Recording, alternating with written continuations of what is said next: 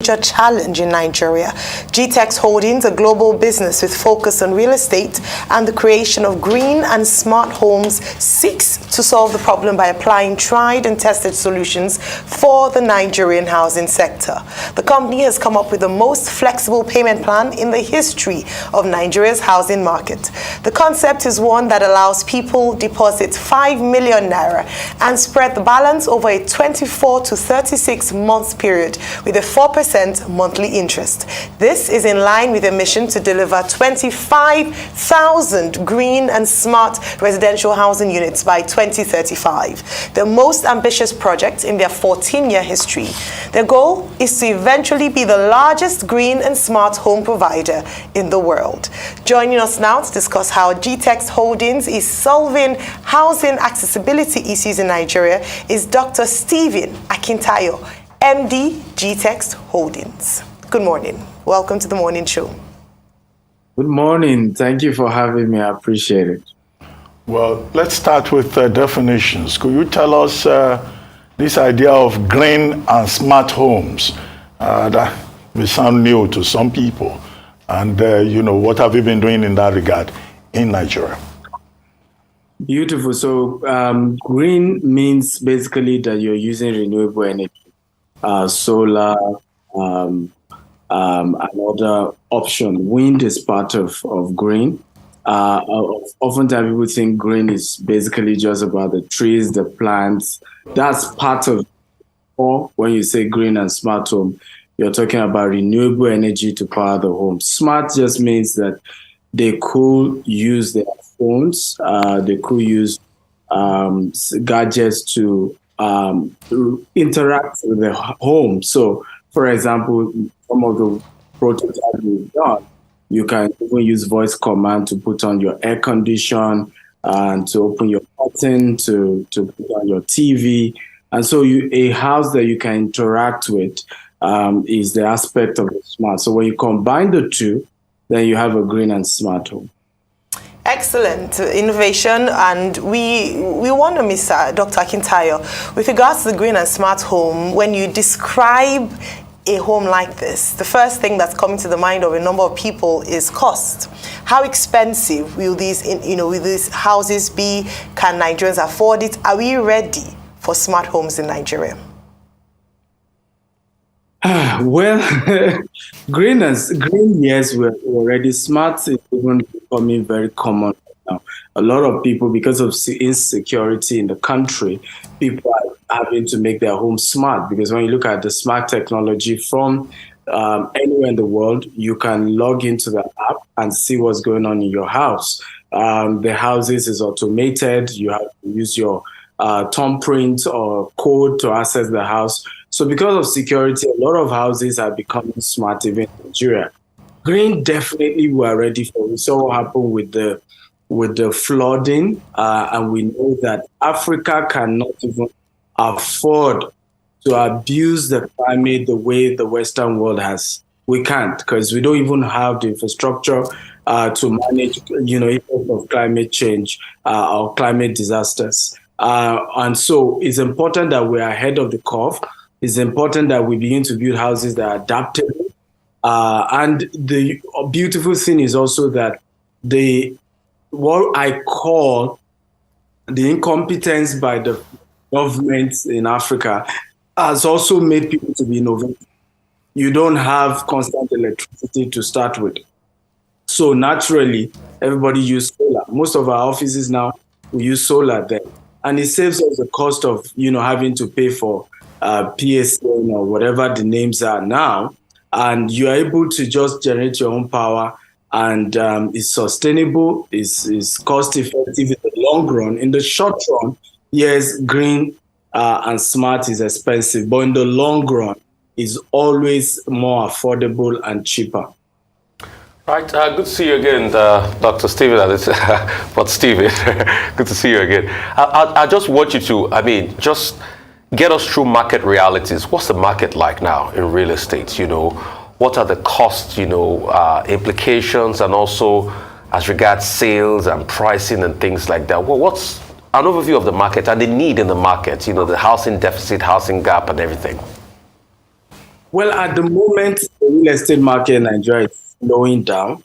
The deficit is still there, but people's ability to afford to be able to pay. I mean, for example, how flats, two-bedroom flats, you averagely used to go around 20 to 25 million naira just 2, 3 years ago.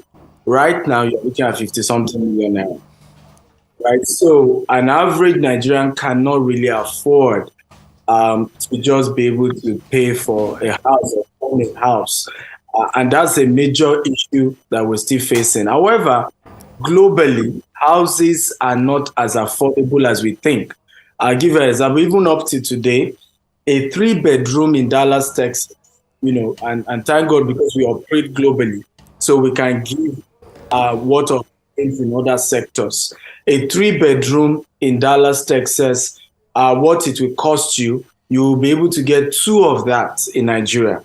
Here in Dubai, the average cheapest housing is $300,000 for just one bedroom, right? If you're going to 2 bedroom, you're looking at over $600,000. Now, with that kind of money in Nigeria, you probably get, 2 or 3 or 4 units for that pricing. But what they've done in this part of the world is to make sure that it's accessible. How do we mean? You can just deposit 20% and you spread the rest in 30 years. The UK recently realized that even the 20% most people can afford.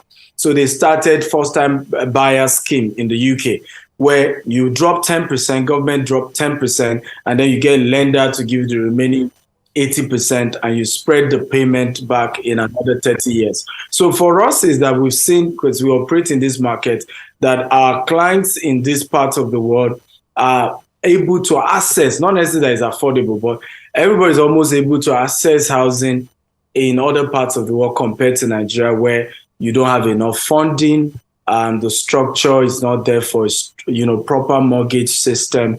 So accessibility is a big issue. Okay, could you tell us about some of your projects, because you've been in this space for some time, where those projects are located and what the experience has been.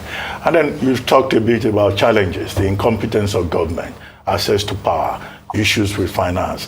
Are there other challenges that you have not talked about yet?